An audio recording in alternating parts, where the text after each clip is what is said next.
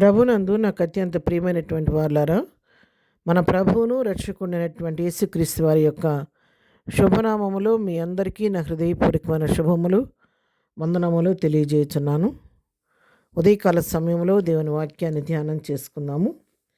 ఈరోజు వాక్య ధ్యానము కొరకు మనం తీసుకున్నటువంటి లేఖన భాగము మత్తయి సువార్త 5వ అధ్యాయము 8వ వచనం చదువుకుందాం. హృదయ శుద్ధి గలవారు ధన్యులు, వారు దేవుని చూచెదరు. ఆమేన్. దేవుని నామమునకు మహిమ కలుగును గాక.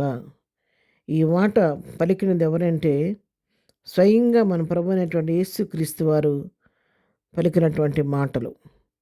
మొదటి వచ్చిన మనం చదువుకుంటే ఆయన జనసమూహములను చూచి కొండ ఎక్కి కూర్చుండగా ఆయన శిష్యులు ఆయన యుద్ధకు వచ్చిరి.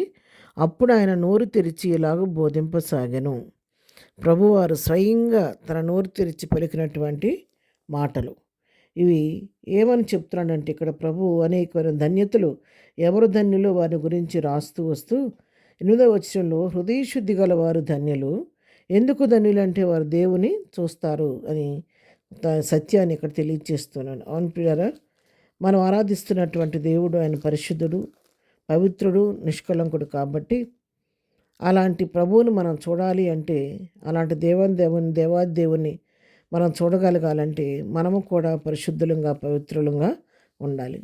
హృదయశుద్ధి లేకుండా మనం దేవుణ్ణి చూడలేమన్నమాట. ఎందుకంటే మరి ఆయన సమీపింపరాని తేజస్సులో నివసిస్తూ నిన్ను నన్ను నిత్యము పరిశోధిస్తున్న దేవుడు. కాబట్టి ఆయనకు దృష్టికి మనం అనుకూలంగా ఉన్నప్పుడు, ఆయన దృష్టికి మన యొక్క జీవితం, మన హృదయము అంగీకారంగా ఉన్నప్పుడు మాత్రమే మనం ప్రభువుతో మాట్లాడగలుగుతాము, ప్రభువును చూడగలుగుతాము. ఆయన ఎటువంటి వాడో ఒకసారి చూసుకుందాము.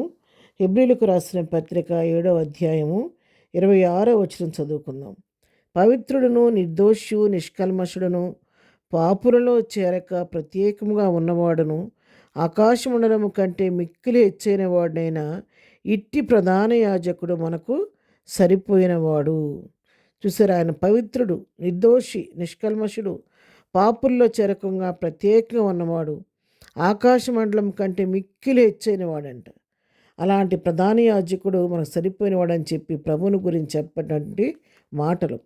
ఆయన అటువంటి వ్యక్తిత్వం కలిగినటువంటి వ్యక్తి. కాబట్టి నేను పరిశుద్ధమైన ప్రకారం మీరును పరిశుద్ధులై ఉండని చెప్పి దేవుని వాక్యం సెలవిస్తుంది. కాబట్టి మనం పవిత్రులుగా, పరిశుద్ధులుగా ఉంటే ప్రభువును చూడగలుగుతాం. అయితే ఎవరు చూడగలుగుతారు? మరి పరిశుద్ధులు ఎవరున్నారు లోకంలో అంటే ఎవరో పరిశుద్ధులు కాదు. పుట్టుకతోనే అందరూ మనం తల్లి గర్భంలో పాపంలోనే ప్రవేశించాము, పాపంలోనే మనం జన్మించాము. కాబట్టి జన్మ పాపము, కర్మ పాపం కూడా మన మీద ఏలుబడి చూస్తూ ఉంటుంది. కాబట్టి ఈ విధంగా చూస్తే ఎవరు కూడా ప్రభువును చూడటానికి అర్హత కలిగిన వారు కాదు.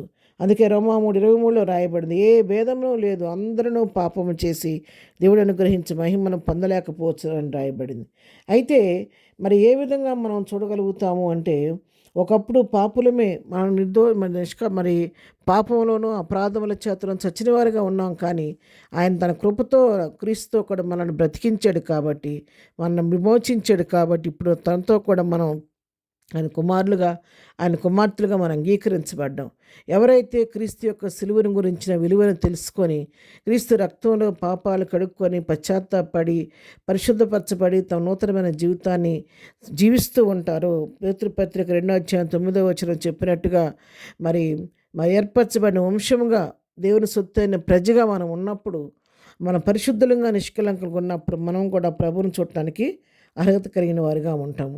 దీని కొరకు మరి అపోస్తున్న పౌలు కొరింథీయులకు చెప్తున్నాడు. 7వ అధ్యాయం 1వ వచనం 2వ కొరింథీలో, ప్రియులారా, మనకి వాగ్దానాలు ఉన్నవి గనుక దేవుని భయముతో పరిశుద్ధతను సంపూర్తి చేసుకొనొచ్చు శరీరమునకు ఆత్మకును కలిగిన సమస్త కల్మషులను మనల్ని పవిత్రులుగా చేసుకుందాము.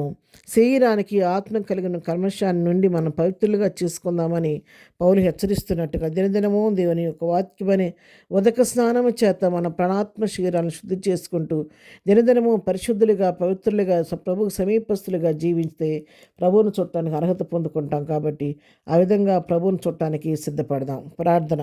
ప్రేమగలిగిన తండ్రి, పరిశుద్ధులైన మా ప్రియ ప్రభు, ఉదయకాలం మాకు ఇచ్చినటువంటి ఈ వాక్య భాగాన్ని బట్టి నీకు వందనాలు. మేము కూడా మా హృదయాల్ని పరిశుద్ధపరచుకొని ప్రభా నేను చూడటానికి అర్హత కలిగిన వారిగా జీవించే కృప దయచేయండి. ఏదైనా మేము చేయ పని పాటలో తోడుగుండండి, రాకపోకలో క్షేమం దయచేయండి. ఏదైనా బర్త్డే మ్యారేజ్ చేసుకున్న బిడ్డలను దీవించండి, ఆశీర్వదించండి. బలహీన వారిని ముట్టండి, స్వస్థపరిచి ప్రతి వారి అవసర అక్కరవి నామలో తీర్చమని యేసునామములో ప్రార్థించడి పొందుకొని ఉన్నాము తండ్రి. ఆమెన్. ప్రభు కృప సదాకాలం మనందరికీ తోడయుండి నడిపించును గాక. ఆమెన్.